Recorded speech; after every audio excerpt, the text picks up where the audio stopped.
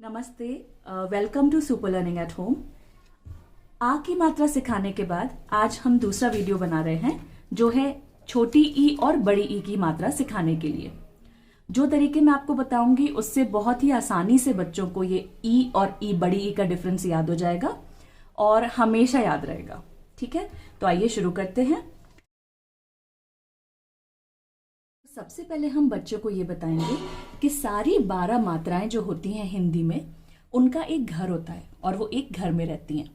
उस घर में 2 दरवाजे हैं, एक बड़ा दरवाजा और एक छोटा दरवाजा। ठीक है, अब हमारी मात्राएं जब आएंगी इस घर में जाने के लिए, तो क्या बड़ी मात्रा जो है ये है बड़ी मात्रा, क्या ये छोटे दरवाजे से जा सकती है? नहीं, ये बड़े दरवाजे से ही जाएगी। तो ये बड़े दरवाजे से जाएगी जो है राइट साइड। ठीक है, और जो छोटी मात्रा है वो आराम से छोटे दरवाजे से जा सकती है जो है लेफ्ट साइड। तो ये अंतर बच्चों को हमें बताना है कि छोटी मात्रा हमेशा लेफ्ट साइड जाती है और बड़ी मात्रा हमेशा राइट साइड जाती है। ठीक है, अब ये छोटी मात्रा है और ये बड़ी मात्रा है। तो जो छोटी मात्रा है उसका साउंड छोटा होता है और बड़ी मात्रा का साउंड बड़ा होता है। तो इसका एग्जाम्पल देने के लिए आप एक टॉय ले सकते हैं और आप कोई भी नाम बोलिए जिसमें कि छोटी साउंड आती है, जैसे पिन। पिन तो बच्चे को ऐसे करना है, पिन, छोटा साउंड। और अगर आप बड़ा साउंड बोलेंगे, चीनी, चीनी, तो बच्चे को ऊपर उठना है, हाथ ऊपर उठाने हैं, पिन, चीनी। और आप बोलिए कुछ एग्जाम्पल्स, पिता, पिता, तो बच्चा हाथ से कोड़ेगा क्योंकि वो आप छोटी साउंड बोल रहे हैं। दा, दी, तो बच्चा हाथ फैलाएगा, दी, बड़ी साउंड जब वो सुनेगा। छोटी साउंड के लिए वो अंदर घुसेगा, छोटा होएगा, और बड़ी साउंड के लिए बड़ा होएगा। तो ऐसे बच्चे को साउंड क्या कब छोटी और बड़ी होती है और क्यों हमारी मात्राएं बड़ी और छोटी होती हैं ये समझ में आएगा। तो आप एक गेम भी खेल सकते हैं कि जब भी आप छोटी साउंड बोलेंगे तो उसे एक एक्शन करना है और जब आप बड़ी साउंड बोलेंगे तो उसे दूसरा एक्शन करना है। तो इससे उसको मात्रा का अंतर समझ में आएगा। अब हम चलते हैं कि मात्रा दिखती कैसी है ये उन्हें बताने के लिए। तो ये हम उन्हें पहले ही बता चुके हैं, जो छोटी मात्रा है वो लेफ्ट साइड से आती है, ये लेफ्ट साइड से आ रही है, और जो बड़ी मात्रा है वो राइट साइड से आती है। सबसे सिंपल। ठीक है, ये अंतर उन्हें समझ में आ गया। अब अगर उन्हें ई की फॉर्मेशन याद नहीं होती तो उसके लिए आप उन्हें ये कार्ड बनाइए, एक छोटा ई बनाइए और उसके अंदर उसे ऐसे दिखाइए। छोटे ई में ही इमली का पिक्चर बना हुआ है, तो उन्हें याद हो जाएगा ई म ली, मतलब ई मतलब छोटी, ई मतलब बड़ी, तो ये छोटी ई। और इसके लिए बड़ी ई के लिए ये देखिए, ईक, ईक, बड़ी ई। उसके सर पे से लीव्स निकल रही हैं, तो उससे ये समझ सकते हैं कि ई इमली, ईक, ईक। ठीक है, तो जब भी वो कंफ्यूज हो आप ये फ्लैप कार्ड्स लगा सकते हैं अपने घर में दीवार पर और उन्हें इजीली पता चल जाएगा कि क्या अंतर है बड़ी और छोटी मात्रा में। अब हम करेंगे छोटे छोटे एग्जाम्पल्स के साथ प्रैक्टिस। जैसे ये 3 चीजें हैं मेरे पास, बच्चे को पूछिए ये क्या चीज है? हाथी, हाथी, तो कौन सी मात्रा है वो पिक करेगा। ई, लंबी साउंड आ रही है, मतलब बड़े दरवाजे की मात्रा। ये देखिए, कैंची, कैंची, लंबी साउंड आ रही है कि छोटी साउंड? लंबी साउंड आ रही है, च ई, बड़ी मात्रा, बड़े दरवाजे की मात्रा। पेंसिल, पेंसिल, सिल, छोटी साउंड है कि बड़ी साउंड है? सिल, छोटी साउंड है, मतलब छोटा दरवाजा, तो छोटी ई। तो इस तरीके से आप प्रैक्टिस करवाएं।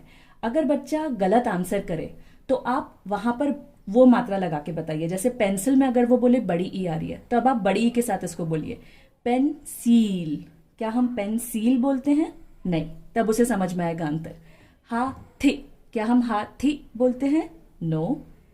क्या हम कैंची, कैंची बोलते हैं? नो। तो इससे वो अंतर समझ पाएगा। ठीक है, ये हमारा फर्स्ट स्टेप था। बनावट होती है मात्रा की, उसकी भी हमें प्रैक्टिस बच्चों को करानी पड़ती है क्योंकि वो भूल जाते हैं कि कौन सी स्वर की मात्रा कैसी दिखती है। तो उसके लिए ये आप सिंपल सी वर्कशीट बना सकते हैं घर पे और वो ज्वाइन कर सकते हैं कि आ की मात्रा में एक स्टिक आती है, छोटे ई की मात्रा में लेफ्ट साइड से मात्रा जंप होती है अल्फ़ाबेट के ऊपर, और बड़ी ई की मात्रा राइट साइड से जंप होती है। तो इस तरीके की आप प्रैक्टिस करवा सकते हैं। ठीक है, अब दूसरी वर्कशीट है हमारी जिसमें आप साउंड्स की प्रैक्टिस करवा सकते हैं, जैसे कि इन पूरी चीज़ों में का नाम बोलना है बच्चों को और कौन सी चीज़ का छोटा ई का साउंड है।